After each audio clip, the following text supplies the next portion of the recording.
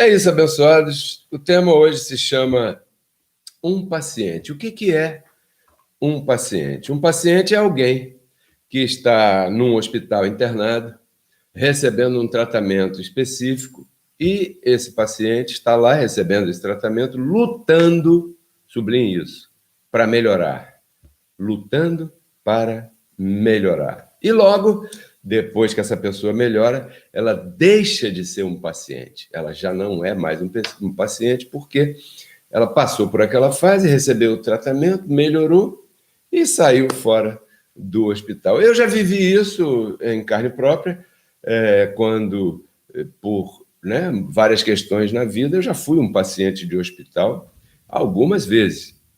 Já rompi um tendão, o tendão aqui de Aquiles, da minha perna esquerda, e fiquei internado recebendo um tratamento. Ali eu era o paciente Pedro Kelly. Outro dia foi outro assunto, faz tempo, graças a Deus. Um de meus filhos, o filho mais novo, Caio Alejandro, já foi um paciente de hospital. Depois que ele nasceu, Caio se apressou um pouquinho para nascer, nasceu um pouquinho antes do tempo, né? Não estava terminada toda a sua formação, então Caio teve que ficar internado 16 dias. Minha esposa Margarita foi para a maternidade com a sua barriguinha e voltou para casa sem trazer o bebê no colo, porque ele teve que ficar internado na UTI neonatal, ali no Hospital São José, né? No Humaitá, parece ali. Então, Caio Alejandro nasceu prematuro, ficou sob cuidados intensivos até poder recuperar peso, terminar o pulmão, a formação do seu pulmão e tudo mais. E todos os dias eu ia para lá de manhã cedinho, saía de lá só por volta de 10 da noite, 10 e pouquinho. No outro dia chegávamos lá 6 da manhã e ficamos assim uns 16 ou 17 dias. E quando nós chegávamos lá, nós éramos os pais do paciente Caio Alejandro, porque ele estava internado, recebendo um tratamento. Um de meus irmãos, o meu irmão mais novo, que era meu irmão mais novo, quando ele foi acometido por um câncer, aos 10 anos de idade, ele começou um tratamento no hospital, né? Aos 14 anos, ele partiu para a nuvem de testemunhas, mas nesse período ele foi também um paciente de um hospital. Agora, é verdade que ninguém escolhe isso, ninguém deseja ser um paciente de hospital, ninguém gosta de estar no hospital. Certamente você tem lugares melhores para você ir, mas às vezes não tem como escapar. Às vezes acontece um acidente, um imprevisto, né? Se machuca, né? E uma enfermidade que chega sem bater na porta, sem pedir licença para entrar. Uma enfermidade repentina pode chegar também e a pessoa acaba entrando num hospital. Portanto, a pessoa passa a ser um paciente quando está passando um período de tribulação. Porque uma pessoa que está internada no hospital, sendo um paciente, ela não está ali à vontade, ela não está no hotel, ela está passando por uma tribulação, um momento delicado, uma dessas estações da nossa vida, um período desses que Salomão falava lá atrás. Salomão dissertou, né, sobre esses 28 períodos da nossa vida. Tem tempo de plantar, tempo para colher, tempo para sorrir, tempo para chorar, tempo para sentir uma sensação A, tempo para sentir a outra sensação B, tempo para se recolher, tempo de calar, tempo de falar, tempo para tudo, né? Nós agora, por exemplo, estamos no tempo de ministrar online, pela internet. Olha que beleza, né? Há pouco tempo atrás, nós estávamos no período de nos reunirmos fisicamente. Agora, não é assim. Agora é o tempo de nos reunirmos de forma virtual. Então, os períodos acontecem na nossa vida. Em Romanos, capítulo 5, verso 3, diz assim: a tribulação produz paciência. E agora eu necessito da tua máxima atenção para o que eu vou começar a dizer agora. Romanos capítulo 5, verso 3, diz assim: a tribulação produz. Ou seja, a tribulação não é uma coisa sem sentido. A tribulação não é um período aleatório. A tribulação não é um período sem proveito. A tribulação produz um produto, chamado paciência. Guarde isso aí, sublinhe. Paciência vem de paciente, e eu falei acima, agora há pouco. Ou paciente vem de paciência, né? Então, a tribulação produz a paciência, e a paciência está ligada ao paciente. Uma pessoa que está passando uma tribulação no hospital, ela é um paciente. O que é um paciente? Vamos lembrar, alguém que está internado no hospital, recebendo um tratamento e lutando para melhorar. Você lembra que há pouco eu te disse, frise essa frase, lutando para melhorar. O paciente não está lá querendo ficar doente, ele está lutando para melhorar. O meu filho Caio Alejandro, a gente chegava ali de frente da incubadora e falávamos com ele, porque cremos que ele estava ouvindo, e eu dizia para ele, e aí, meu príncipe valente, você está lutando para viver, é verdade? Por quê? Porque ele estava entubado, ele estava com o sangue, ele estava com oxigênio, ele estava com a sonda para alimentar o estômago, aquelas monte de fio e de equipamentos na UTI lá. Você deve imaginar como é que é. Mas ali o paciente está internado lutando para melhorar. Ele está lutando pela vida. A tribulação produz a paciência. E a paciência é desenvolvida pelo paciente. Porque naquele período, enquanto ele está naquele período, ele tem que viver aquele período. Ele não pode encurtar aquele período. Aquele período ele é um período que está pré-determinado para que ele viva, né, como um paciente. Então, se atualmente nós estamos em 13 de dezembro de 2020, um ano atípico, um ano de 2020 em que muitas pessoas perderam muitas coisas, um ano em que as pessoas morreram, muitas pessoas queridas morreram, pessoas próximas morreram. Essa semana agora morreu a minha tia, uma de minhas tias, né? Agora só restam dos 12 irmãos que fazem parte da minha família por parte da minha mãe, só restam duas, a minha mãe e a outra minha tia, Rita. Morreu mais uma tia. Ou seja, esse ano, um ano tremendo, alguém perto de você certamente ficou desempregado,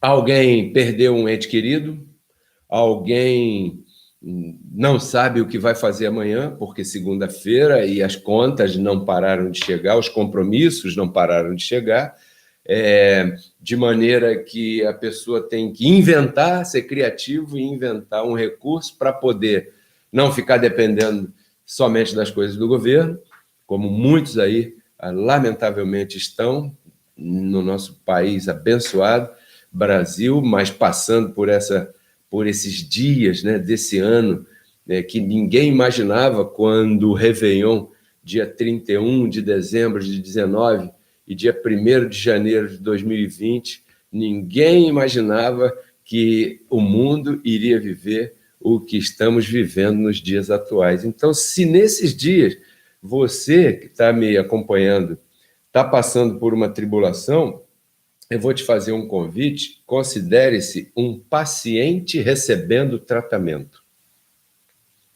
Mas lembre-se que o paciente que recebe tratamento, ele luta para melhorar. Ele luta pela vida, ele luta para continuar.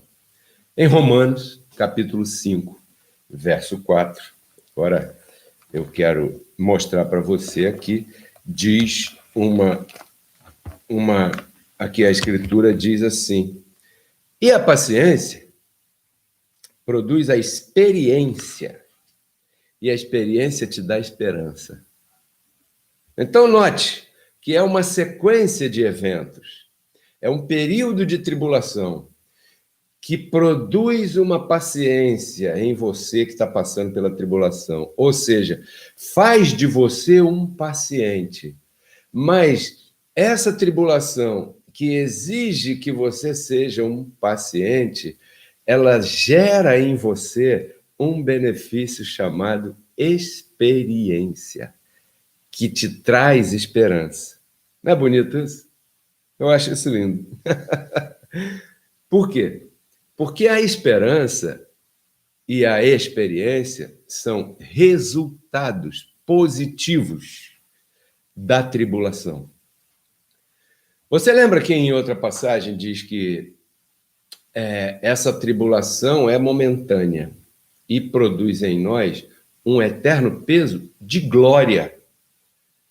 E o apóstolo Paulo chega ao ponto de dizer: gloriemo-nos na tribulação, alegremo-nos quando estamos passando por ela. Por quê? Porque algo de positivo ela vai deixar. Parece absurdo. Talvez a tua tribulação seja tão grande que quando alguém chegar para você e diga: olha, glorie-se na tribulação, porque é aí que se manifesta o poder de Deus, está arriscado você mandar essa pessoa para aquele lugar. Está arriscado você nem abrir a porta mais para essa pessoa. Está arriscado você dizer assim: você fala isso porque você não sabe o que está doendo em mim.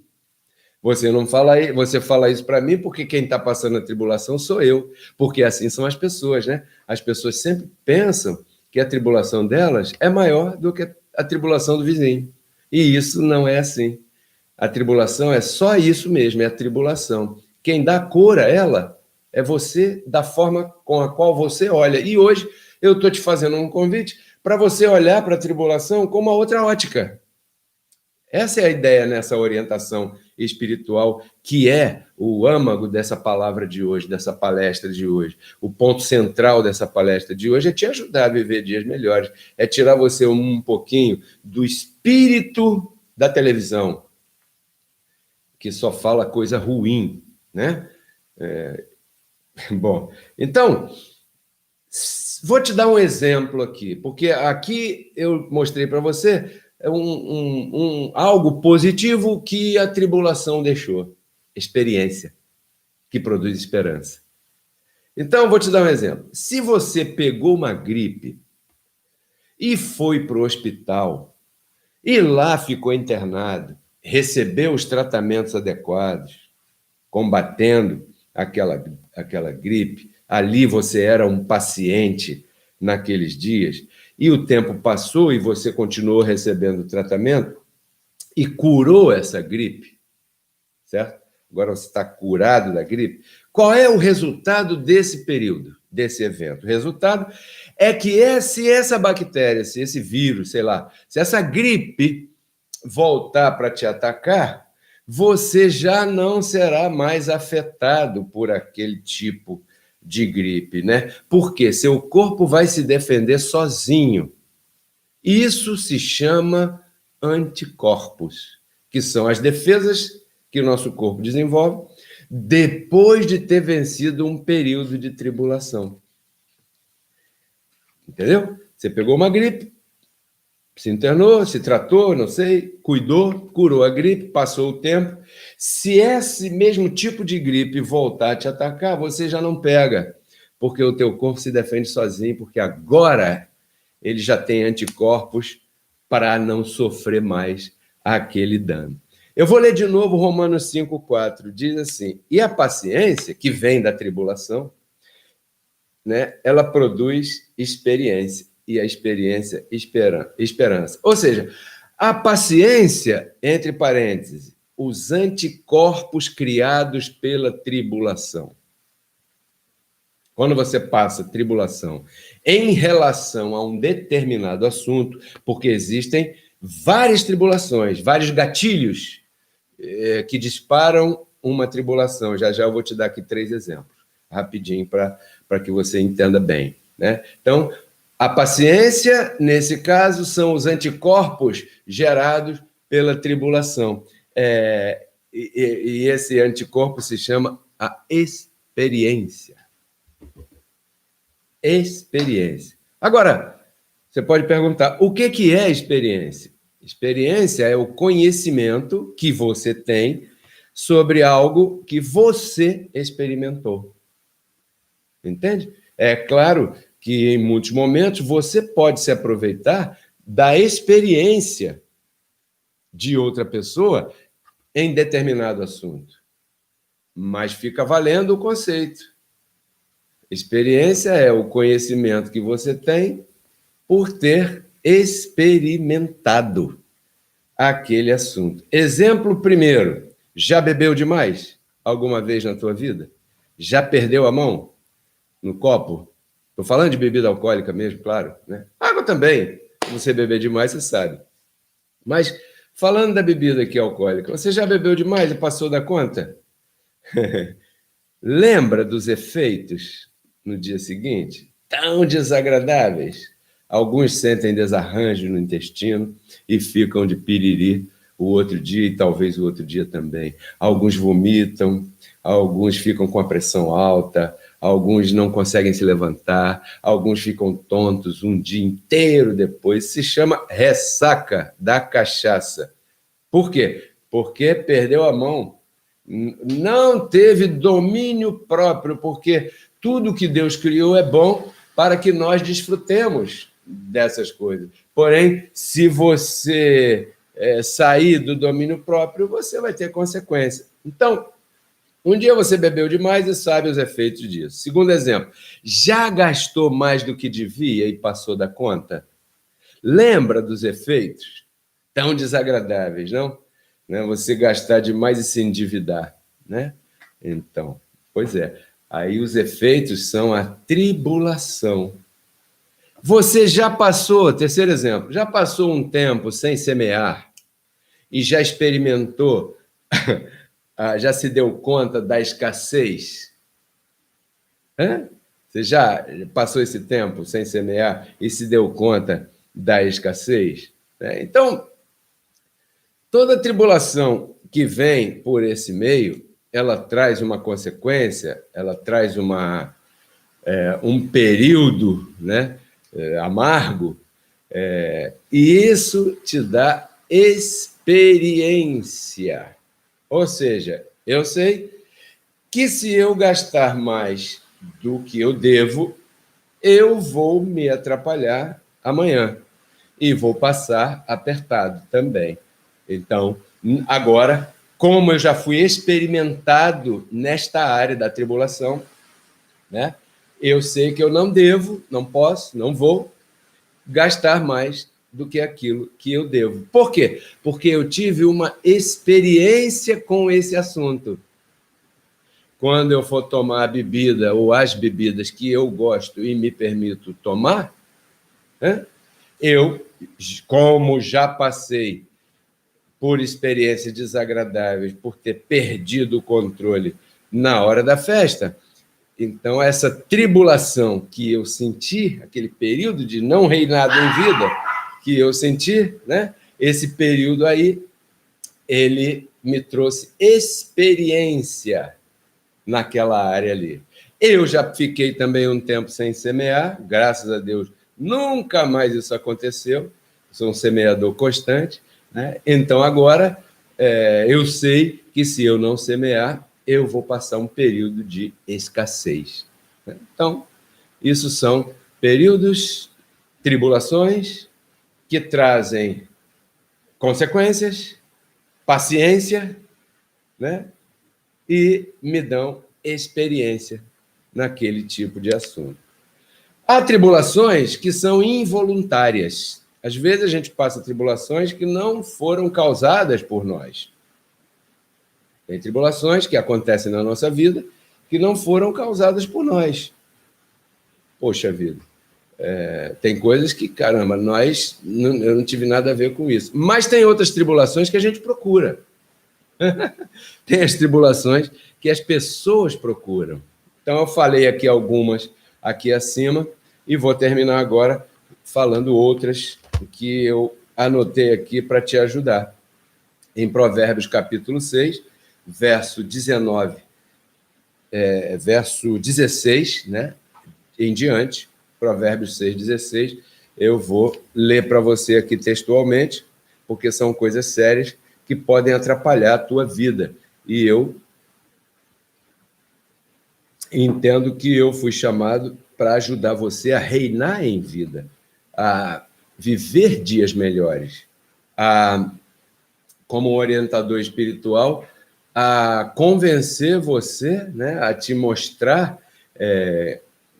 um caminho, se você pode chamar assim. E eu agradeço muito pela oportunidade e a confiança que você tem nessas palavras. Provérbios 6,16 diz assim, ó: estas 6 coisas o Senhor se aborrece com elas, e a 7ª, a sua alma abomina. A palavra abomina, ela tem o significado de asco. Sabe o que é asco? Nojo. Então, diz que tem 6 coisas que eu vou ler aqui que aborrecem a Deus. E que, claro, se você comete essas coisas, você está ativando uma tribulação na tua vida. Tá afim? Então anota aí. E a 7ª coisa, o Senhor tem nojo, tem asco, abomina. Né? Primeiro, olhos altivos. O que são olhos altivos? Alguém arrogante. Né? Você sabe o que é arrogância. Segundo, língua mentirosa. Sabe aquela pessoa que mente pra caramba? Língua mentirosa. Terceira, derramar sangue inocente, ou seja, colocar a culpa em alguém de algo que a pessoa não tem nada a ver com isso. Quarta, né? Coração ou mente que maquina pensamentos viciosos. Aquela pessoa que está sempre pensando como é que ela pode levar vantagem em cima de você. Conhece alguém assim? Pois é, essa pessoa vai estar sempre em tribulação, porque ela é assim. E talvez essa pessoa esteja em tribulação e chegue para você reclamando da vida. Puxa vida, eu não sei por que me acontecem essas coisas, eu não sei por que eu passo por isso, eu não sei por que eu estou passando por aquilo e tal. E ela está cometendo uma porção de coisas dessas aqui que eu estou orientando aqui para você não fazer. E a quinta é os pés que se apressam a correr para o mal. Porque aqui não precisa ninguém dizer para ninguém o que é correto e o que é errado, o que é certo e errado, o que é bom e o que é ruim, o que você deve fazer ou não deve fazer, mas tem uma das coisas que aborrecem a Deus é se apressar para correr para o mal. Rapidinho a pessoa pensa logo, né? E a testemunha falsa que profere mentiras. O que é uma testemunha falsa que profere mentiras? É aquela pessoa que fala falsamente para outra acerca de uma terceira pessoa, entende? Essa pessoa, ela não sabe se aquilo é verdade, ela ouviu o galo cantar e não sabe aonde, e ela vai e passa aquela notícia para frente sem saber que aquilo é verdade. Isso acontece muito, e ainda mais hoje em dia com as redes sociais, onde as pessoas são quase anônimas, podem falar o que quiserem, para quem quiserem, e quase não pensam, né, que não tem nenhuma punição. Claro, essas pessoas são carnais, então elas não sabem que tem uma cobertura espiritual ou angelical que trata dessas coisas aqui. Então, uma pessoa que testemunha falsamente acerca de outra, proferindo mentiras, essa pessoa desencadeia a ira de Deus em sua vida. E aí ela está trazendo para si uma tribulação. Isso é uma coisa pesada. Pense bem aí o que você anda falando. Cuidado com as fake news acerca dos outros irmãos, dos outros colegas, dos familiares, né? E a última coisa, que é aquilo que Deus abomina e que tem nojo, né? Porque a abominação é asco ou nojo. Eu prefiro ficar com nojo, porque é mais assim e dá uma sacudida e funciona melhor. É a 7ª coisa. É aquela pessoa que semeia contenda entre os irmãos. Você já viu, já se reuniu com as famílias, né? Toda a família é igual, mas a tua é mais legal. Esse é um quadrinho que tem aqui em casa. Toda a família é legal, é igual, mas a minha é mais legal. Então, tem gente que se reúne com a família para falar mal daquele primo ou daquela prima, sem duplo sentido aqui, ou daquele pai ou daquela mãe, ou de um parente, em modo geral, de um filho, de um irmão, né? e tal. Essa pessoa que no almoço de domingo, lá naquele churrasco, naquele cantinho, comendo aquela carninha, tomando aquela cervejinha, está de conversinha no ouvido do outro, falando mal do outro, essa pessoa está incorrendo num assunto espiritual gravíssimo. Por quê? Porque ela está fazendo aquilo que diz aqui, ó, e a sua alma, a sétima coisa, Deus tem nojo, tem asco, né? Aqui. Então, são 7 coisas, e a sétima é a pior delas. Então, como eu disse antes, para terminar, há tribulações que são involuntárias. E aí, uma vez, Jesus estava andando nos seus dias de carne aqui na Terra, e aqueles questionadores da sua forma de doutrina, naqueles dias, da sua forma de se referir e se relacionar com as pessoas, apresentaram a ele um menino que era cego de nascença. Poxa, a pessoa ser um deficiente visual, eu imagino que seja uma tribulação, é delicado, né? Nós temos irmãos aqui que são deficientes visuais e então eles recebem o nosso material pelo WhatsApp e desfrutam também, né? Mas eu penso que um deficiente visual sofre um pouco, sofre um bocado, eu diria. Então aquele menino era cego de nascença e apresentaram a Jesus e disseram assim: Senhor, quem foi que pecou? Foi ele ou foram seus pais para que ele nascesse assim? Porque a ideia né, que a religião plantou na cabeça das pessoas é que quando alguém está passando uma dificuldade é porque fez bobagem, é porque está devendo, né? E nem sempre é assim, às vezes mas nem sempre. Então há tribulações que são involuntárias, mas há também tribulações, né, que as pessoas procuram. E aqui eu listei para você algumas que as pessoas procuram. E certamente eu sei que você pensou naquela pessoa, né? Puxa, fulano tinha que ouvir isso. Sempre tem isso. Puxa, fulano tinha que estar aqui hoje com esse tema para ouvir esse tema. Se você conhece alguma pessoa que faz isso, eu vou te pedir um favor: afaste-se dessas pessoas, porque elas vão trazer tropeço para a tua vida. Era essa a mensagem que eu queria trazer para você hoje, essa palestra preparada com carinho para te fazer reinar em vida e principalmente para fazer você pensar, porque o nosso lema aqui é renove sua mente, transforme tua vida. Então, as palavras que são faladas aqui são para fazer você pensar. A graça que eu prego é uma graça efetiva, é uma graça para você usar hoje. Que somos abençoados, já sabemos. Salvos para sempre, já sabemos. Mas espera aí, como é que eu uso tudo isso agora? Eu estou te ensinando. Esse é o meu propósito. Então, eu quero agora agradecer aos colaboradores, quero agradecer aos semeadores também. Se você quiser fazer parte desse grupo de semeadores aqui do Ministério Reconciliados com Cristo e colaborar comigo, eu incentivo você a fazer esses 2 passos. O primeiro deles é semear aqui neste reino. Separe um pouco tua semente, entregue e semeie aqui no Ministério. E a segunda é compartilhar os nossos links e o nosso material em áudio, em vídeo. Nós temos Instagram, temos Facebook e temos YouTube. Você pode compartilhar com teus amigos, se é que você acha que essa palavra tem valia para alguém ou para você. Então, eu te insto a que faça isso. E vou deixar para você aqui uma palavra. Olha, não julgue cada dia pela colheita que você obtém, mas sim pela semente que você plantou.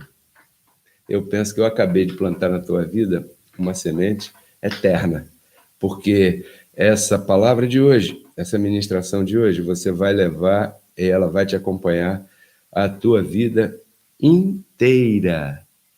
Quanto vale uma palestra como essa? Vou repetir o que eu disse semana passada. Eu tenho visto aí na internet muita gente vendendo palestras.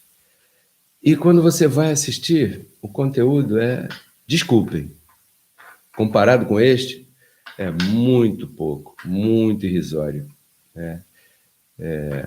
Bem, eu não quero entrar aí. Eu quero dizer que as minhas palestras são aquela semente que o semeador saiu a semear e disse que ele plantou em 4 terrenos diferentes. 3 não deram fruto, né? Porque caiu entre as pedras, a semente não deu fruto, morreu. Caiu entre os espinhos, a semente não deu fruto, morreu. Caiu na areia, a semente não tinha raiz, não deu fruto, morreu.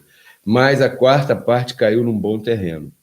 Então, a palavra que eu ensino é esta semente. Eu sou o semeador semeando nesse momento. Você que está me ouvindo é o bom terreno. É esse quarto da parábola ali atrás, né? Então, eu quero agradecer a você. Eu espero isso, que o seu coração seja boa terra e que essa palavra dê fruto na tua vida. Tá bom? Eu te espero terça-feira com o programa Café e Palavra, às 5 horas da tarde, Café e Palavra com Pedro Kelly. Meus contatos, WhatsApp 99104-8388. O e-mail, contato@gmail.com. Eu quero agradecer aqui a participação de todos vocês. Peço a você que deixe um like, se inscreva nas nossas páginas aí no YouTube, ative o sininho para você receber comunicados de material posterior. Tá bom, abençoado? Tudo isso eu compartilho contigo porque eu quero que você renove tua mente e transforme tua vida. Tchau. Até a próxima.